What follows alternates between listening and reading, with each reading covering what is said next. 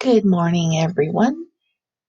At least it's morning for me right now where I am. It's like 7:30 in the AM, but it could be later for you. Um, so I wanted to show really quickly how to set up your signature in your emails when you compose an email. And you get this template here so that you don't have to type it and do it every single time.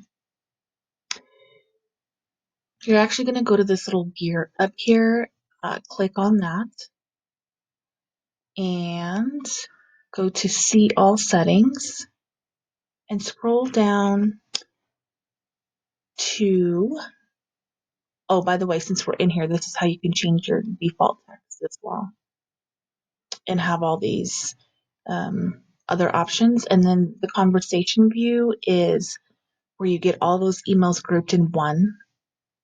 And you hate that. I hate that.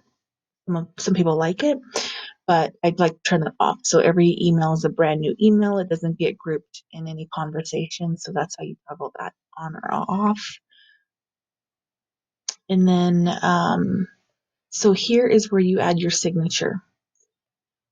And I have, on my other account, I have a couple different ones. Like you can create one for if you just want replies or if you just want, you just name it here. So this will be replies.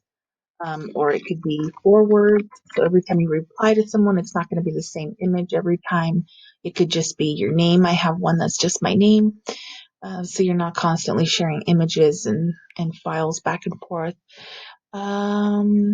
So here you're going to add your photo. So insert image, and then you can select the image that you want to use there. And since I already have it, I'm just going to hit cancel, but you would hit select, and then the image pops up here. And then I just use my arrows to kind of navigate through here and type in my text here.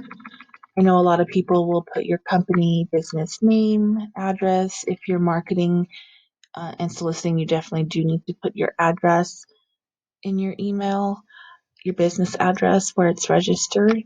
And then the way that I have mine linked is you just kind of highlight, kind of weird in here if you can. So see how that highlighted? And then you click on this link if you want it to link to your website. So I do have mine set up. You can see it here. And if you can change it, change the size of your picture, small, medium, or large. I recommend downloading in Canva, the email header or footer. It's just the email size banner that I used, the template in Canva, and design it in there. And then I believe the size that I used was the size 1. So actually, I'll just pull it up on Canva. Sorry, this is supposed to be a quick video, but now I'm getting too into it. I'm just trying to think of, as the user, like how you're going to have questions. So let's see. Oh, so it's here. And then the dimensions were 600 by 200 pixels. And so, and then when I downloaded it, and you may not have this option unless you're a pro member, but when you download, you can select which size.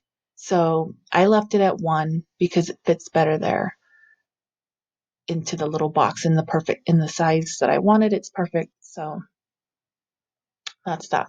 So link it, add your link. You want the text to display. You don't really have to do this for a photo, but if you were going to use text, you'd want to put the text display there. And then the URL will go to wherever you want that to land. So if you wanted to add your social media handles, you can do an icon with, Facebook icon, then you can link it there. So you can add multiple pictures in here. The only thing is when you get too many links in your emails, you start to get a little spammy. And so sometimes your emails will end up in the spam or promotions folder and people don't see it. So I'd be careful with the links. I only have my website link because If they click there, they'll see all of my social media handles. So if they want to learn more, they'll click it. I would rather just have the one link instead of multiple, Facebook, Instagram links in there and risk it getting lost in the spam folder. So once you do that, you go and this is for new emails. So you can also do the reply and forward use here and select which one you want to use. Insert signature before. Um, so when I have my emails, I have this little line here. So that's how you'll customize that part. And then just don't forget to hit save down here at the bottom. And that's it. It's pretty simple, pretty easy and straightforward.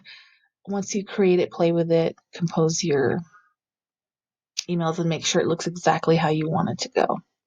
And maybe send yourself an email so you can see what it looks like and what the user or your client, whoever, will see once they get your email. So if you have any questions, let me know. I'm happy to walk you through this. Again, you're going to go settings. Oops. Settings, see all settings, and it's right there in the general tab right when you click. Thank you. Thanks for watching. Have a great day.